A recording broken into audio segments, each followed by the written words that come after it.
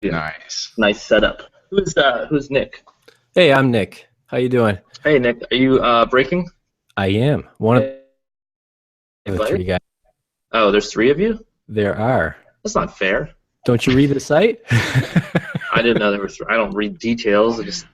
Yes, I use your site. Did you know that I told you Total Wine is using your site to email each other about releases? Oh, is that right? Yeah. They sent out, basically they copy and pasted your, yeah, right? With a link or no link? Whoa. Still there? I'm here. I don't know if about anybody else. Did we Is lose that his Kerry? stuff? Oh, there's Kerry. There he is. Hang I on. invested in a better microphone here, Kerry or Kenny. Dude, you sound incredibly clear. What'd you buy? I got the Yeti. Is that what it is?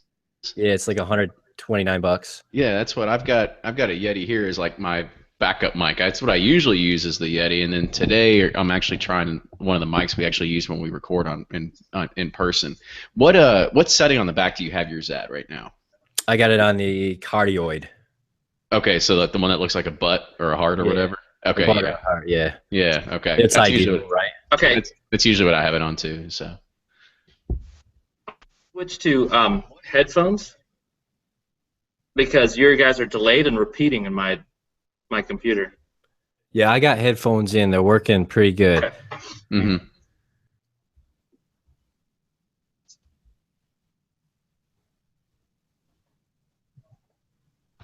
Already up to 4 viewers. See, it's happening.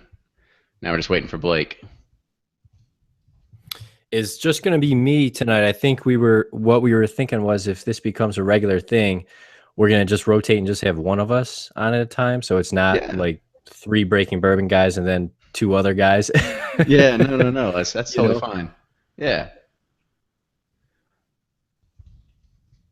I'm going to put this on a few forms real quick.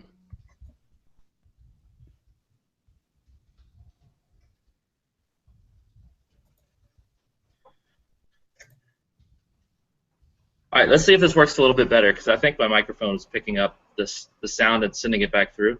Okay. Yeah, I was like, you sound fine to us right now. Okay. Yeah, it sounds live, so good. Yeah, slight delay, but it's normal. Okay. Now I'm hearing myself. I don't hear you. Everything seems like fine on my end. Yeah, same here. Let me close out and go back in. I have a delay. So if you go to the very top on your Hangout session, and then you click like the gear for the settings, and you can go in there and manually set what your microphone and what your output for the sound should be. Okay.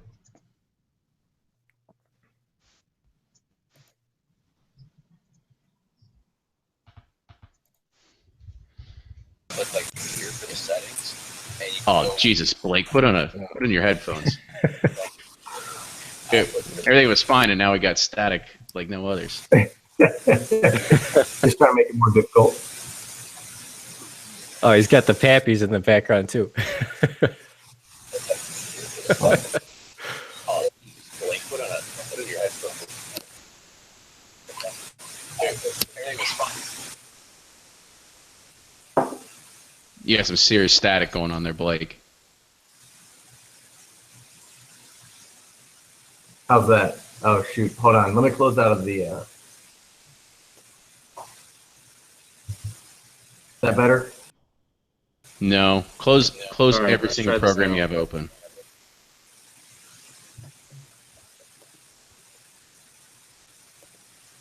All right, I'm back. Okay. That's what I'm hearing the echo now too, but I think it might be Blake.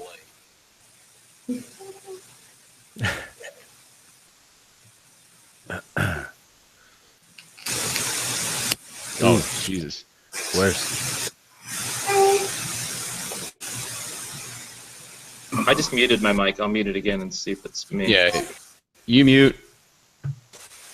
And then yeah, it's It's Blake.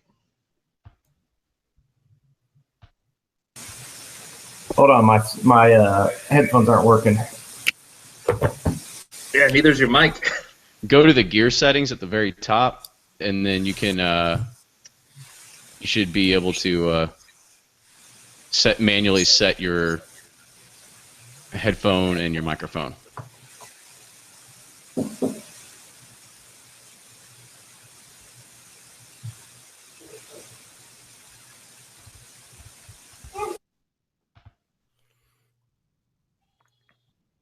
Well, now it sounds good. What happened? Hey, Blake, can you hear us? How about now? Oh, look at that. I think we're on to something. Let's make sure this is working too. You guys hear me okay? Sure can. Yep. Cool. Blake, Yep. look behind me. Click on my picture and look behind me.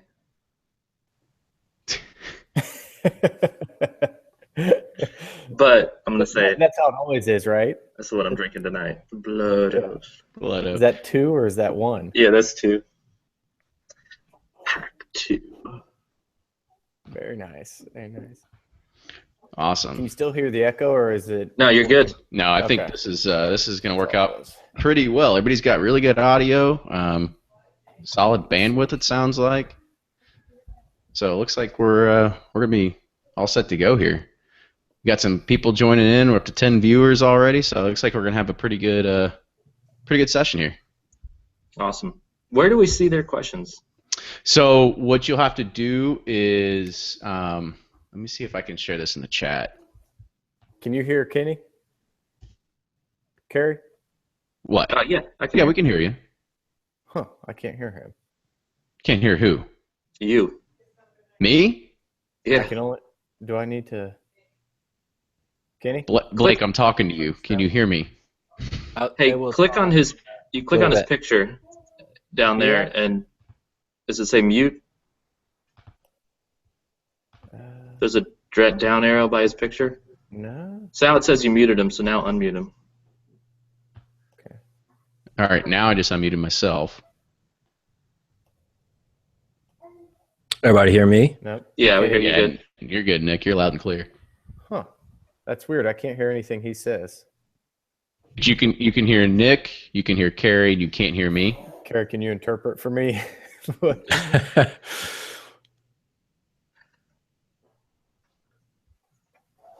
All right, let me see if I can get the YouTube up. Tell Blake to like hop off and hop back on or something then.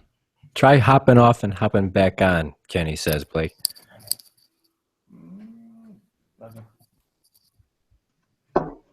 Thanks to everybody joining in. We're going through the usual technical difficulties, but Blake, can you hear me? This is weird. I'm going to try to go out and come back in because all I can hear is Kerry. Okay. That's all you need. That's all you really need to hear, but yeah, you might want to fix it. Are we live? Yes, we're already broadcasting. So we are live. I just put in the group chat for the Hangout to be able to see the questions or like the chat that happens on the right hand side, or if it might kill your bandwidth. You can actually go to the YouTube link and see it on the right hand side and like try to mute the. Now can you hear us, Blake? There we go. All right. Yeah, There we nice, go. buddy. Hold on. You should work in IT. Nick? Blake. Yeah, right. Yep. You turn it there off we and turn it back on. 3 for 3. Mm-hmm. Dan Massey asked what we were drinking. I am starting with Old Scout McScrooge's 11-year from 2015. Got them. It's nice. It's real nice. Very nice.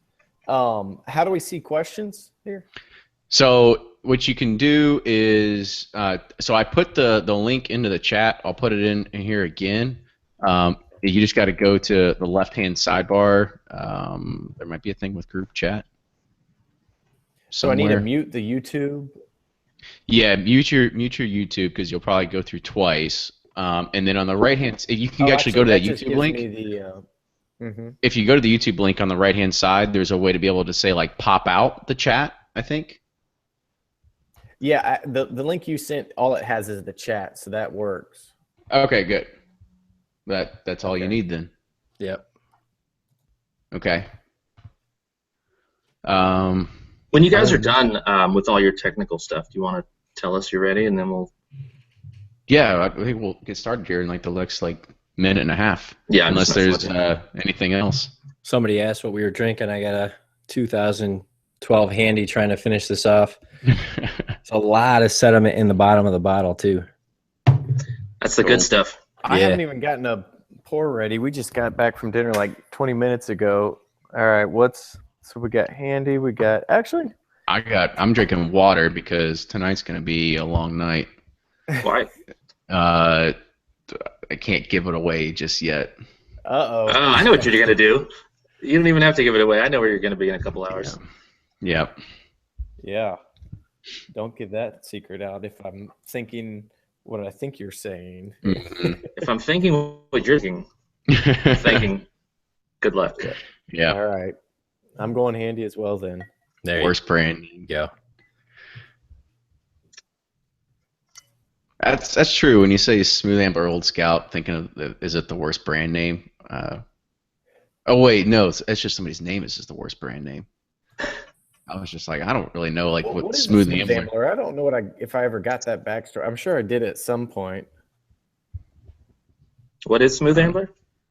No, why they call it Smooth Ambler? That's a good question. I actually don't know. I know someone who would know, but not here. Yeah.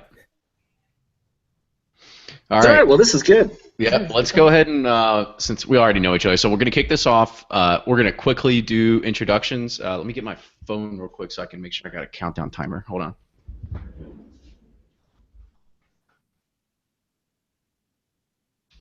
on. So we'll quickly do introductions.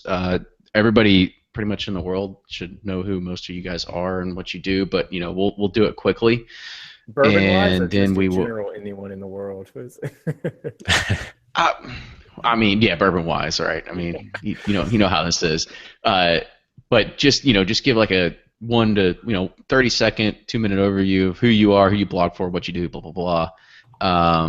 And then we'll just kind of jump into questions. I'll kind of start off by initiating the topic, like what's the next topic, and I'll put it out to our viewers. And the first one is kind of shit. What did I even put out there? Crap! I can't even see what I had. Social media. Yeah, social media. Reaching consumers through social media, I think. Yeah, let me go ahead and write that one down. The idea behind it is, since we're all in the social media realm and everybody here is following it via social media, but how do you consume some of the things that are happening inside of social media? Because we all are doing different things, whether it's on Twitter, Facebook, and Instagram, and some people are finding that they get thousands of followers on Instagram, but they can only get 20 followers on Twitter, and so what do we think is the backstory behind there? And then of course we'll finish up with BTAC and stuff, just because I think all three of you had to write something about it, so I'm sure you have plenty to say. Yeah. Let me bring this up. By the way, for everybody who's watching this right now, these get a lot better as we go and we keep drinking. And by the end, these are really entertaining. So just bear with us about 10 minutes. We probably need to make them about 2 hours long. Yeah. And then the last 30 minutes is just going to be pure gold. Yeah, these are really good at the end, just so everybody knows. So hang in. At least it'll seem that way when we're doing it. Yeah, right, exactly. Then you go back and listen. It's like, oh, geez, what was? Right. I don't go back and listen. All right, agenda's up. I'm going to start my timer and let's get rolling. Cool. Cool. Sounds good. All right. Yep. Welcome back to another episode of the Bourbon Pursuit Podcast. Kenny here tonight. Ryan can't make it, but I am joined by a group of fellas here, and this is actually a really awesome thing that we're doing here. So this is the first ever Bourbon Community Roundtable. It was an idea I had just because I wanted to be able to get a lot of people together to kind of share and bounce ideas off each other, but at the same exact time, I've had a lot of other people say we can be guests on the show. I can just come in and talk about what's bourbon like in Iowa and stuff like that. And not to say that's not a bad idea, but I figured, well, let's try to give a lot of people a voice. And so this is actually being broadcasted on YouTube Live right now. We are creeping up to about 30 viewers, and it's a way that we are going to be able to do this live, ask questions to the audience, and be able to get their answers while we're discussing it. But before I ramble on anymore, I want my guests to come on and kind of talk about themselves a little bit. So I'll pass it to the person that's on my far right here, Nick from Breaking Bourbon. Go ahead and introduce yourself. Hey everyone, my name is Nick from BreakingBourbon.com. I am one of 3 creators and writers. The other 2 guys, Jordan and Eric, are hopefully going to be rotating through these podcasts as we hopefully do these in the future. You can find us at BreakingBourbon.com, release calendar and articles and reviews and all that good stuff. So thank you for having us. Kerry, you're up. Hey everyone, I'm Kerry. I run Suburbia.com, SUBOURBIA. On Twitter, I'm at Bourbon Gamer, Bourbon_Gamer. Probably the newer member of the blog group here in this podcast, but been trying to write about everything and talk about everything, so glad to join you on the second one here. Great, and we're going to wrap it up here with Blake. I'm Blake. I run Bourboner.com. It's bourbon with an R on the end. A lot of reviews, a lot of limited edition talk. You may have seen the Pappy release maps. That's kind of what got Bourboner kicked off. So, yeah, that's it. And then you've got your own Facebook group. Like, you got this massive following. Yeah, You're trying to get every social media, so you can't escape Bourboner in the bourbon social media world. He's kind of a big deal. He really is.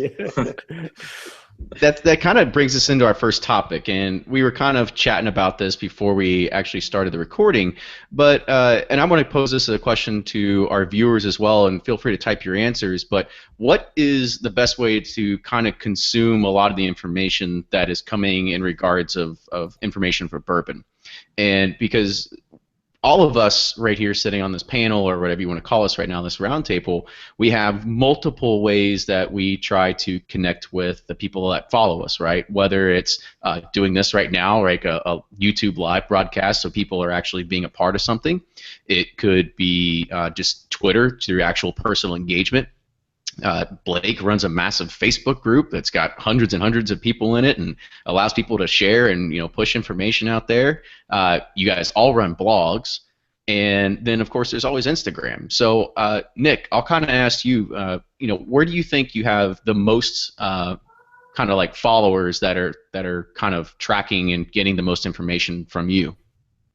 It kind of break it down. The 3 areas that we're on are Instagram, Twitter, and Facebook, and they're very, very different communities on each of those. Instagram, definitely the fastest growing. It's very easy to put something out there and reach a lot of people, especially with the stories they have now. Those typically get in the thousands of views, even though they're up for 24 hours. But then over on Twitter, I think you have a different conversation going on than you do on Instagram. I find that on Twitter, you're going to find people in the industry, a little more obviously in the industry, who are more involved. Some of the distillers are over there. A lot of people with the blogs and the writers, they're easier to communicate with, I think, that you don't always have on Instagram. And then finally on Facebook, the tricky part about Facebook is, unless it, when you post something, at least when we post it to our Breaking Bourbon page, if it doesn't get shared and liked, very rapidly, with the first few times it's seeded out there, that it kind of gets killed by Facebook. They want to see you pay money to get the message out there. But, some things like the release calendar, for example, we'll see that get shared, quite a bit over on Facebook. And do you think, and I'll pose this over to you, Kerry, do you think it's like organically, like sharing something on Facebook gets a lot more views than something that you just share on Twitter? Because I know we all have our own Facebook pages, and unless people are following us, that's the only way that they can actually get that information, unless we pay Facebook to boost that information.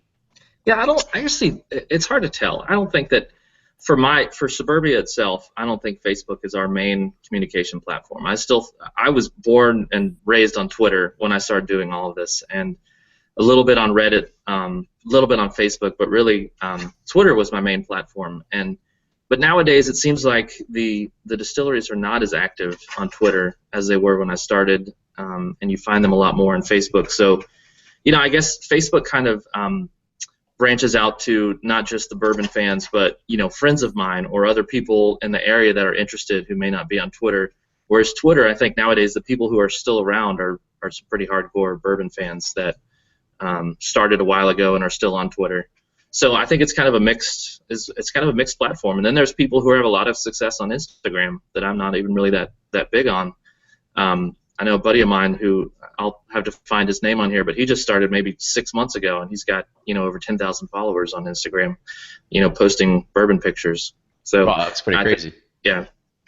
So that's actually one community I even forgot about, and Blake, we'll move over here because I know you have a love-hate relationship with the folks over at Reddit too, right? Because sometimes they'll call you an asshole or an idiot, and then sometimes they'll give you praise. I think I get that with just about any social media outlet, and it's a different crowd. I think just with Instagram and that kind of stuff, people are just looking for post bottles. Reddit, you definitely dig a lot deeper, and that's kind of a community. I think I've been in there for like 4 years now, maybe a little under that. But there's a lot of like in-depth discussion, so you can get a lot of great information out of there. And it's not just, hey, I'm going to throw up a bottle of what I bought today, or hey, look at this fine. So it's all what you're trying to do. I still read Reddit every day, and I still look at Instagram, Twitter, and Facebook every day as well. But they all kind of have their own little crowds that follow them and their own kind of niches for bourbon information that goes in each of them. So it's fun to kind of get into each of them, and you meet a lot of cool people in the bourbon world, and you never know where some. I've met a lot of people through Reddit that I've met for tastings, or they've helped me find a bottle and stuff. Which seems like there's less and less of that day, but try to at least get my foot in every bourbon arena there is right now. So another question I'll pose to you, Blake, because anybody that's been around bourbon for a while knows about Facebook and everything that happens within the groups that we don't talk about. But you started your own group that is a completely wide open thing. But you also have your own forum community. So what was the idea of having kind of 2 different communities, and why have you kind of switched over to the Facebook route? Yeah, it just seems like people talk more on Facebook. I don't know if it's just because they're opening it up all the time anyway to see what their cousin's ski trip looked like or whatever it is, but they're going to be in Facebook, and so just a lot more people. I really tried to push a forum on the Bourboner site for a long time, and it just never seemed to get any real traction. And then opened up a Facebook group, and 1,500 people joined in a month, and they're always posting pictures and talking and that kind of stuff. So it just seems like a much more organic way for a conversation to happen within the Facebook platform. And Facebook's holdback is if you're trying to buy, sell, trade, you may get shut down, which we kind of limit that. So right. I think if I had to guess, I think Bourboner is going to be it's called the gateway drug of the Facebook bourbon empire.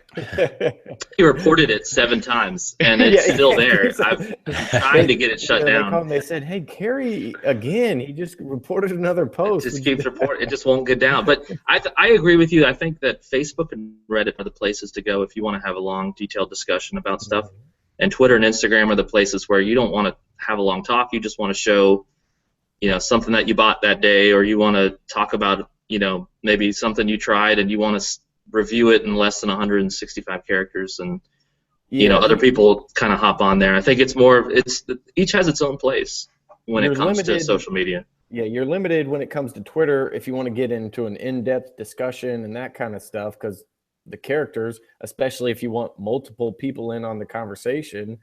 And then same with Instagram, how much conversation can really happen in a comment of a picture. Reddit and Facebook seem to be the best place for that.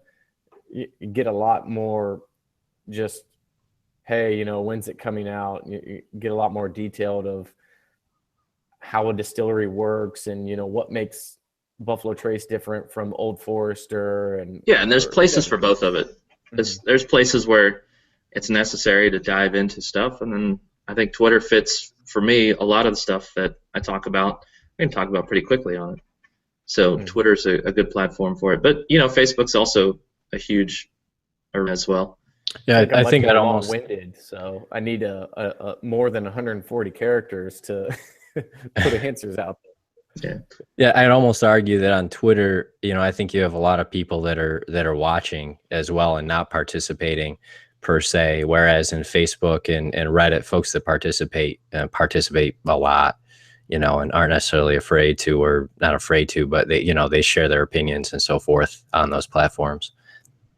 I think the one thing that I really like about the Instagram platform and sharing bourbon is that and I was really surprised by this, because sometimes, you know, we'd be drinking a bottle of bourbon or whatever it is, and we'd share it on there, and you might get 1 or 2 replies like, awesome bottle, like I can't find that, and then maybe a like or 6 or whatever. But you post it on Instagram, and then all of a sudden you've got like 7 comments and 160 likes. And I found it really amazing that that's a much more engaging platform. I guess this is the one thing that really strikes me that is really surprising, is that when I post a picture on Instagram, it's literally like within 30 seconds I get my first like. And I thought that was really impressive, that people are like that in tune with Instagram, that they're constantly sitting there checking it, or maybe it's just the right time or whatever it is. Yeah.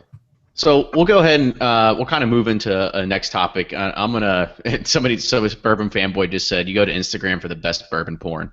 So that's very true. That makes sense. Yeah, because there's definitely some rare bourbon people that are on there, and they have great stories behind it. So it's actually pretty awesome. And then Chris actually just asked a question. They said, how much traffic comes from social versus people just coming to your homepage? That's a good question. And I'll go ahead and kind of take this one a little bit, because, you know, at least for us, you know, just having a podcast, you know, a lot of the things that we do, we are actually just pushing it on Twitter and Facebook, but nobody's really listening to it on the homepage. It's kind of like their initial, I guess you could say, like, piece of crack, right, until they get addicted to the show, and then they sign up for iTunes, and then that's just their mechanism of how they continue to consume the show. So I'll post the question to you guys. What do you guys think about that? Yeah, you know, I was trying. I think when we started out, you know, about 2 years ago, a little over 2 years ago, no one knew who we were. And, you know, so you start posting links and so forth on social media just because it's kind of the only place you have, you know, the stuff is there, but no one's finding it yet by Google search, and no one's got it bookmarked or anything. And I think it's the introduction, you know, for a lot of people, you know, it's somehow introduced to it through it being shared, you know, to them either by following directly or shared by a friend, or then, you know, shared by somebody else, maybe even on social media. And then that has kind of transitioned into, you know, most folks, at least for Breaking Bourbon, coming in organically and directly at this point. Yeah. I would say a majority of the traffic that I get just comes from wherever I post it. So I'll send, usually when I post a new blog article, it'll copy to Twitter and to Facebook. And I think the Facebook is starting to grow more than Twitter has. You know, I've been on Twitter for 2 years now, and the rate of followers, you definitely kind of see that starts to slow down. Whereas, you know, if just in a random day, I'll get 5 or 6 people that like my page, Suburbia, on Facebook. So I definitely think there's a trend where people are moving over or moving away from Twitter, but there's still a hardcore Twitter base too that is still around. We all can't be Blake. Yeah, I know. I looked. It was actually lower than I thought it was going to be. It's only about 7% comes from social media, but I think a lot of that is, my biggest thing is email subscribers. So I think if you clicked on the link in the email, you're not going to go then and click on it from Twitter, Facebook, wherever, because I usually send the email out and then an hour or two later post it to social media. But definitely kind of back to the Reddit point, that was where I started posting anything. I don't even think I posted to Twitter initially. I just posted in Reddit because that was where I was. So social media it's a big part of it, like keeping the discussion going as well. I think that's a big thing. You know, you post an article and then people start talking about it, and I think it's just a great way to keep the discussion going about whatever you're posting about. Yeah, and just a word of advice to any other bloggers out there, and I mean, even these bloggers have taken kind of a key to this of how you get continual traffic is to make those articles that are going to keep people coming. I mean, every single year when I know Pappy release season's coming, I'm going to have to go and check Blake's site to figure out which week it was the past prior 2 years, or it's a Weller from Blake's site, right? So some of those articles are the ones that you just have continual traffic, and you have to have those kind of articles to keep people engaged. But let's go ahead and move on to the next topic, and I'll put this out to the our viewers out there. What's the most random trade that you've seen of all time? And I'll kind of go first because I saw this happening on one of the forums probably, I don't know, when Pokemon Go just started, because they were trying to trade Pokemon cards for bourbon. And it was so funny because I remember commenting and being like, because he actually was trading, he wanted to get Pokemon cards for his son, and he was like, well, I'll just trade bourbon and try to get these rare ones that, you know, people have been hoarding for the past 10 years. And I remember I said, well, if your son ever gets into Pogs, let me know. I've got a collection somewhere. So, you know, I'll throw it out to you guys, and feel free to speak up, whoever wants. You know, what's the craziest trade you think you've ever seen? I saw a car. I was going to say, I think that it was a 67 Chevy, I think. Somebody wanted to trade for $35,000 worth of bourbon, and he was serious. I know the guy. He actually lives in Atlanta. I'm not really serious, but I think if somebody had thrown out some big time bottles towards him, like he kept saying, you know, multiples of A.H. Hirsch and Pappy 23 and this and that, and yeah, he wanted to trade a car for bourbon. I can imagine going down to the DMV and filling out the paperwork for that. Like, do you put a value on it at that point, or you know, do you have to pay sales tax? To be paying with PayPal today. Yeah, for sure. So somebody just said that they traded bourbon for IT services and web design, which isn't bad, right? I've traded bourbon for tax services, so I was like, oh, I mean, I could do your tax return for you, or you could just give me a bottle if you don't. I actually, this year, I traded my landscaper. I took you know, instead of having to pay him the full amount, we traded part of his labor for bourbon, right? So it was a way that I got rid of some old Rip Van Winkles and some other things like Barrel Proof, E.H. Taylor, and some other things that he really wanted. So I was like, yeah, sure, we can do that. It's its own currency at this point. I mean, why not, you know? And for the guy who's trading the bourbon, it may be a great deal because you may have just traded something you spent $100 and you're now getting like a $400 credit on your lawn service. So. Mm-hmm. This happened locally here. Well, it didn't happen, but it was offered. But at a local retailer who we know, a customer offered sex in return for bourbon. As far as I know, that's got me nothing. It was offered. Yeah, I was about to say, I was like, hope that wasn't on like Craigslist or Backpage or something like that. It's good to get caught pretty quick. He didn't take the offer, but the bottle did go missing a week later. So. I'm looking for a bourbon called Old Blowhard. Old Blowhard, yeah. Somebody else said that they also traded lacrosse gear for bourbon. They actually, they sell it on Reddit that somebody traded lacrosse gear for bourbon. So Reddit does the weird stuff. They do a lot of weird trades. They encourage it, actually. Yeah, I mean, I think it's worth it, right? I mean, if you have something of value, and as Blake said, if you have something that you bought for $100 that's now worth $400, yeah, you're getting basically $300 of stuff for free. Yeah. So it's definitely a good way to look at it. It's all a commodity, right? It's a trading commodity for a lot of people. So it's got a value behind it. The value is not concrete. I mean, it's not like a commodity like gold or something, but it's probably more valuable than gold right now to some people. Yeah, I was gonna say per ounce. Are we higher on? Yeah, possibly. But it's a trading commodity. It's an investment for some people. Now, we hate that it is because, as you can see by this tower behind me, bourbon and whiskey is meant for drinking. But for some people, it's just a long-term investment. Yeah, for a lot of people, that's kind of what it's turned into, right? Is a rush to get these things and then kind of just sit on them.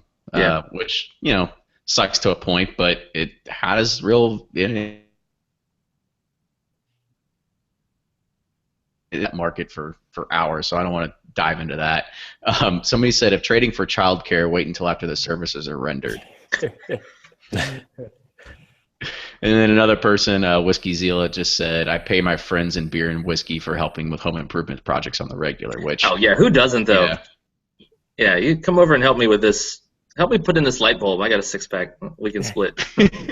Yeah, Kerry, if you need help changing a light bulb, you need to quit collecting bourbon. If anyone's in Atlanta, Kerry's got a light bulb to change. Yeah, I've got a couple, actually, down here. That's why it's kind of dark. Yeah. All right, cool. So we'll kind of kick it off into one of the last topics that we want to touch into before we maybe hit on a question here if we've got enough time.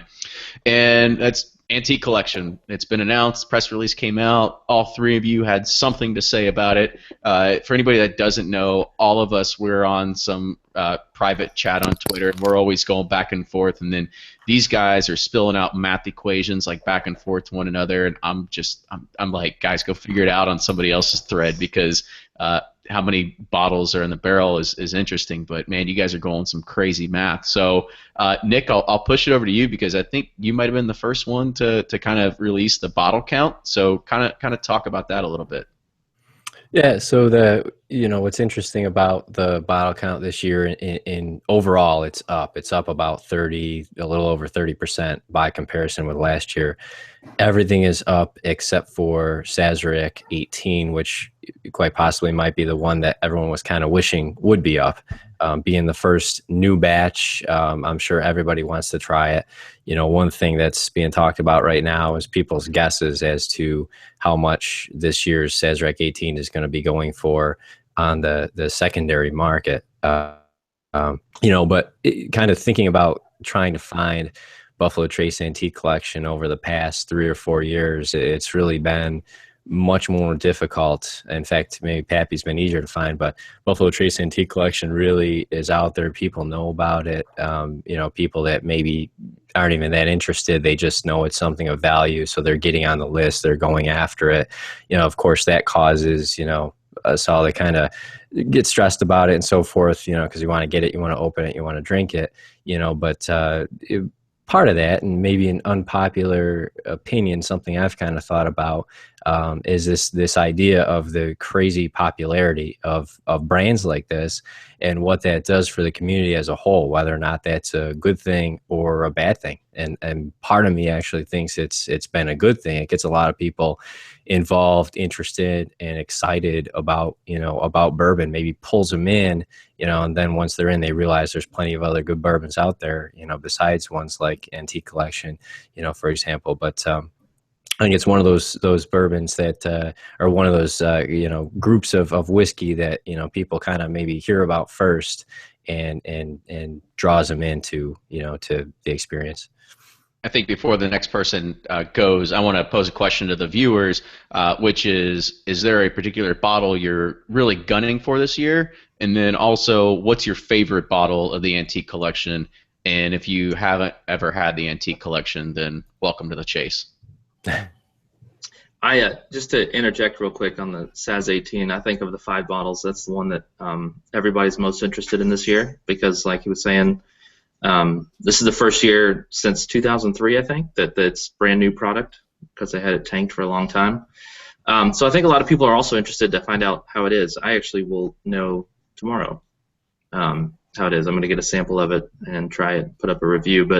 And also, there's only 2,500 bottles, so it's a very, very, very small release compared to William LaRue Weller, I think, which is the largest this year, right? I think it's at 13,000 bottles, which is it's pretty high for that. That's the first time it's been that high up. Yeah, so it should be obtainable, and so hopefully it'll be interesting to see, and hopefully people who have built relationships with stores will at least be able to land one of those bottles with a higher count this year.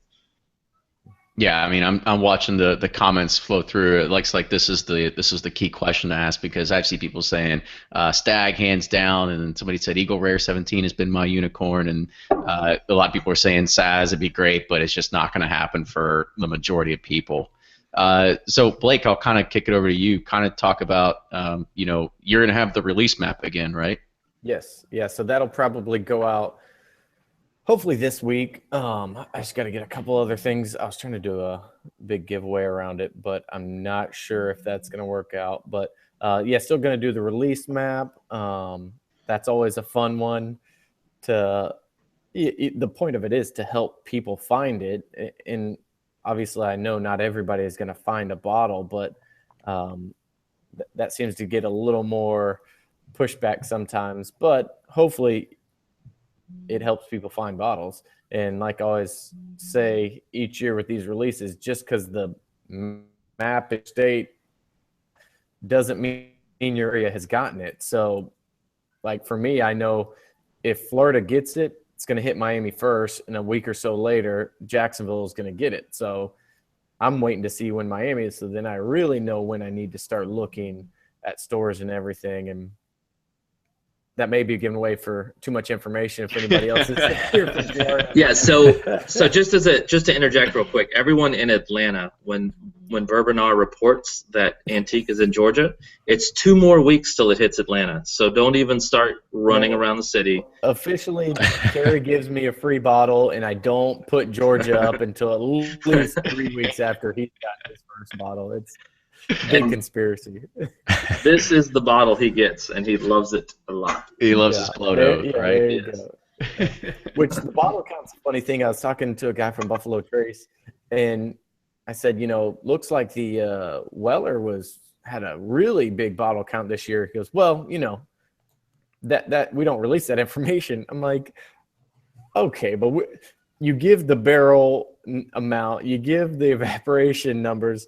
It's just simple math. I mean, right.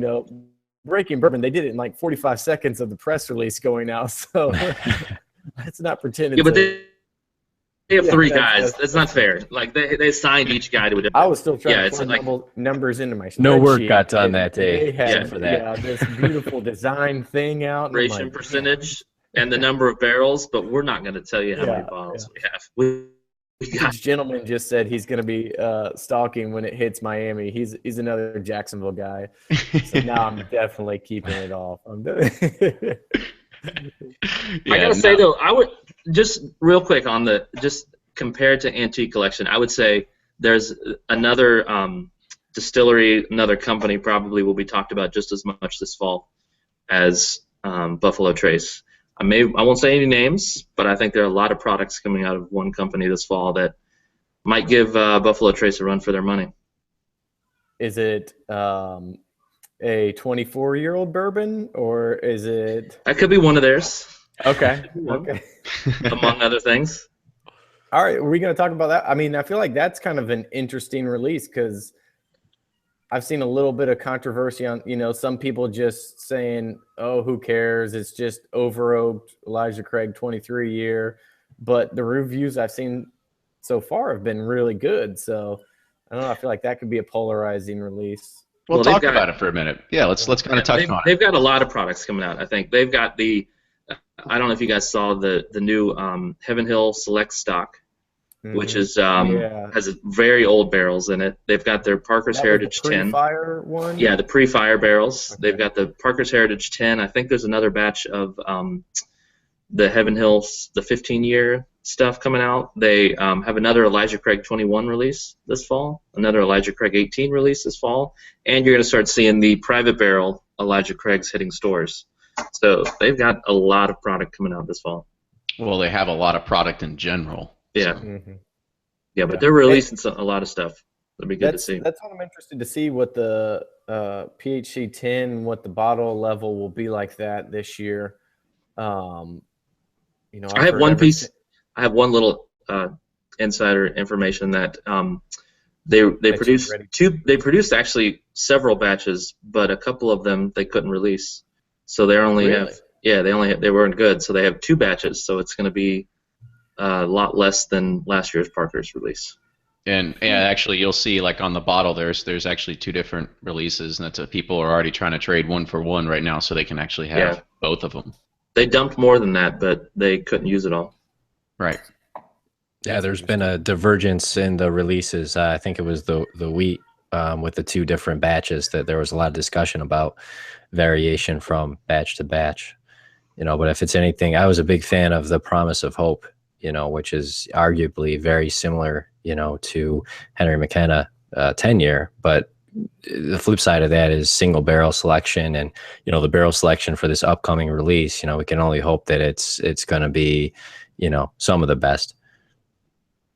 I think that, not to go off tangent a little bit here, but I think that the more we get, the more fans of bourbon, the more people involved in the hobby, the more people that express interest in it, the more I think these companies are releasing products, which is, it's good and it's bad. It's bad for the long-term bourbon people in the terms of we've now got to fight. We've got so much more competition. But I mean, between now and November, how many releases are we? Is this like the most number of releases that we're going to have in a 2-month period since bourbon has been a hobby for us?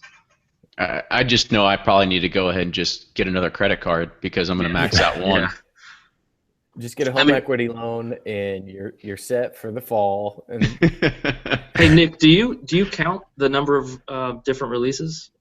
No, I don't know a count offhand, but we do archive and they're available. It's something we could look at and pull the numbers from previous years. We archive all the release calendars and they're available right on the current page, actually, by link. So some we could look at.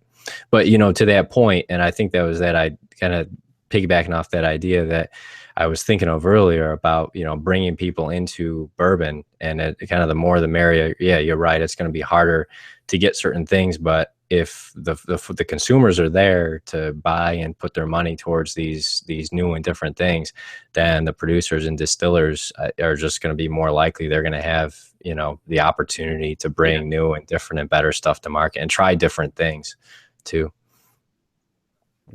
Awesome. So guys, we are reaching the 32-minute mark right here. So anybody have any closing remarks? Because I'm just reading some of the comments here. Somebody said there's an Evan Williams 23 that's going to be coming out as well, so it's aged a year longer. Somebody's just not happy with the way Heaven Hill's handling age statements and price tags lately, because they're basically charging $100, $200 more than what we had regularly been accustomed to, right? Because most of their products were around the $30 mark. Now they're easily creeping up to 40, 50, 60 just for basic Elijah Craig. Looks like there's people already lined up at Heaven Hill based on this person here. Yeah, that's a true story. This is actually your mobile unit right here, isn't it? I thought about taking. Now we know where Ryan is. A drop-down screen that just looks like his office. I contemplated taking this from the car ride, but favorite 2016 release so far? Anyone have thoughts on that? Old Forester Birthday Bourbon is really good this year. Okay, I haven't had it. OFBB is really tasty. Yeah, I was going to go with Full Proof just because it's $43, and I thought that was really good. I found some for $27. Really? Yeah. No, Wow, that's a good deal. You guys have it too easy there outside of Kentucky. That's for sure. Yeah, we do. I saw a shelf with like 6 lined up, which was nice, but. Had a Heaven Hill select stock that, in fact, Jordan reviewed on our website, but that really surprised me. It's a $150 bottle, but was that the cognac finish? Yeah, my experience has been the higher price. I've been kind of disappointed with a lot of releases lately, and so I was expecting disappointment. In fact, it was a really unique tasting and really good. Yeah, I agree with 1792 Full Proof until I had Old Forester Birthday, but it's a good, and actually one I just had was the Old Forester Prohibition that just came out. It's 115 proof. It's a really good pour for $36. Seems like as the proof go up on those, they get better. Yeah, interestingly, the price goes down as the proof goes up, which go figure. Yeah, Brown-Forman has enough. They can just throw out whatever they want. Yeah, right. I'll look at Nick to be able to do that math for us. Yeah. All right, well, guys, let's wrap it up. So I want to say thank you again that's a wrap for this community podcast. We had 49, I think, at the highest amount of viewers. So we damn near reached 50, right? So congrats, guys. This was very fun. Thank you for everybody that joined in. and we're asking questions and being a part of this. This has been a really fun experiment, and I hope we can keep this going because it gives everybody a chance to kind of be a part of this. And I hope the listeners that are catching this on the podcast in their car right now will be wanting to tune in next time. So guys, just wrap it up one more time. Tell you who you are and where they can learn more about you, your blog, and all that good stuff. Kerry, on Twitter, follow Bourbon_gamer, and on Facebook, look for Suburbia, SUBOURBIA, and follow and like me there. I'll go next. Bourboner.com. We'll have the antique collections and Pappy release maps again this year. So be on the lookout for that, and feel free to send in your leads whenever you find it in your state, and we'll get it up. And breakingbourbon.com. You can find us on Instagram, Twitter, and Facebook at Breaking Bourbon. And you can visit the site for release calendar, articles, and reviews. Awesome. Hey Blake, are you not Bourbon R? You're Bourboner. The E is silent. Yeah. It's a silent. Well, okay. So here's the thing: it's Bourboner, but bourbon with an E in there was taken, and it could also be mispronounced as Bourboner.com. I had the opportunity to get that URL, and then I'm like, no, I'm just going to leave it with just the R. So it's working. Tried to make up a story about what the R was. My last name starts with an R, but I'm like, it was just Bourboner, and I just didn't want the E in there. I didn't want to be the Bourboner the rest of this time. The Web 2.0 bourbon. Yeah, exactly. Bourboner. That's a good story. Awesome. So everybody follow them online. Follow us as well at Bourbon Pursuit, Instagram, Facebook, and Twitter as well. Make sure you support the show on Patreon, patreon.com/Bourbon Pursuit. We've got all kinds of good swag. We appreciate everybody that has been supporting us. And with that, till next week. Peace. Well, that's it. So we can keep going. Like that was just what I'm going to have for the recording. So this is now. Well, let's see if the fans want to stay. Hey, fans. You're ready to sprint out and get to heaven. Yeah, I'm like, guys, I got to get the fuck. He's like, guys, we hit 9:45. Shuts everything down. The light flips off. Well, that's what everybody said. They want a longer session next time. So perhaps we can do that. We'll get a few more topics to kind of cover. Yeah, I know. I like that a lot. I'm all warmed up now, man. I know somebody had mentioned, like, let's talk about the best way to do limited edition distribution and releases. But we could talk for hours on that. I think that's fucking terrible. It's hard to do. There's really no good way. For anybody that is interested, we talked about it on a past podcast with oh crap, I'd have to find it. But we talked about it in the past podcast before. So that was almost an hour-long podcast. It was just basically trying to figure out, like, is there a good way to do it? Like, what are the good hunting tips? Like, all that other kind of stuff. So, yeah. So I think kind of getting out of the whole LE discussion sometimes is good to kind of break it up a bit. Yeah, I got one reply on Twitter of, you guys aren't just going to talk about limited editions the whole time, are you? It's nothing but Pappy. If you want to hear Pappy for 45 minutes, tune in. If right. No, you know what? We're not going to talk about Pappy because you know what? We're just not going to even buy into that. No, I think there's just so much more that could be discussed in these things. Like, I mean, I thought it went well, and I think it'd be cool to just no, it was awesome. Yeah, no, it was great. And everybody's audio was on point, so thank you so much for that was great. There's a lot of topics. It's good job. Pappy gets me fired up, though. I think it gets everybody. Time for Kerry. Yeah. All right, Bourboner. I know.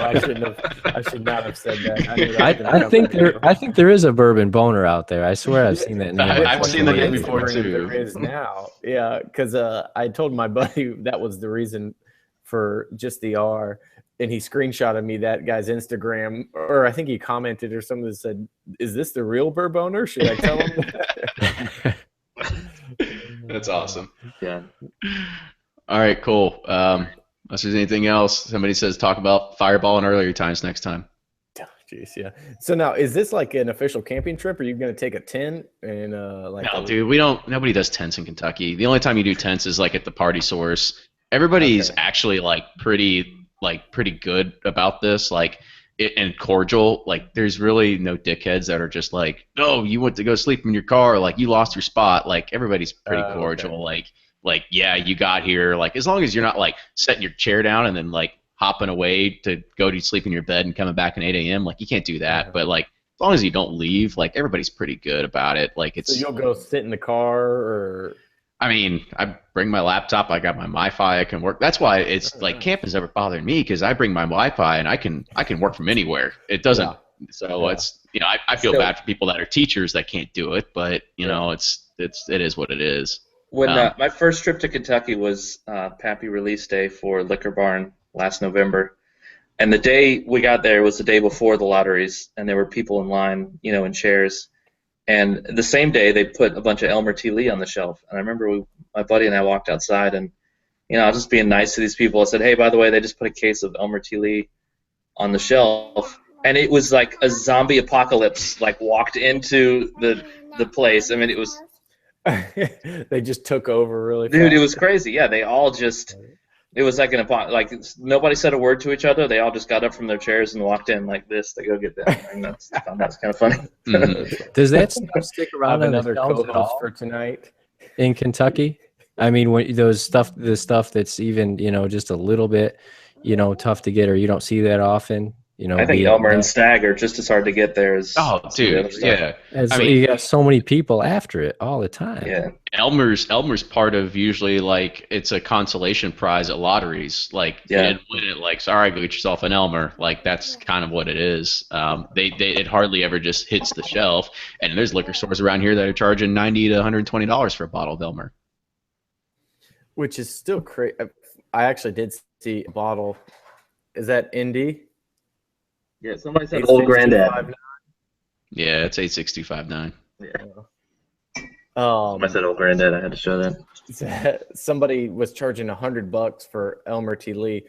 We're a little bit spoiled in Florida because we have ABC, who they have the rights to the Weller line, which basically means they get a ton of Buffalo Trace stuff, and they just sell it at retail. So it's government ran, yeah. If you kind of know the distribution system, I picked up 3 Elliott Selects the other day just because it's very systematic, and for some reason people don't understand how it works at this point, which is nice, but at the same time they only do lotteries for like antique collection and Pappy and all that. But I think every state has its ups and downs. Oh yeah. And then there's Weller 12, right? Yeah. All you do is shake your head. That was this week in Kentucky. So pretty much every store's been drained, but it went fast. That's for sure. So apparently they're doing 2 releases next year. I was talking to Chris Comstock over at Buffalo Trace yesterday, and he said there is an increased number of bottles. He wouldn't give me a count or anything. But said they're pretty much limited to 1 release in 2016, but next year they should have a spring and a fall with the new label and increased bottles in both releases. So I don't know. It'll be interesting to see. I'm sure it'll still sell out or have the guy selling it for $200, but ridiculous. Yeah. Cool. All right, fellas. All right, go get you in line, buddy. All right. Get you a little camping gear. Thank you again for everybody that tuned in. This was really fun. We'll see if we can do this again maybe next month or something like that, or we'll figure out what's going on, what's the new hotness. Cool. Sounds good. Thanks, guys. Thank you. All right. Thanks, everybody. Bye, fellas. Bye. Bye, Felicia.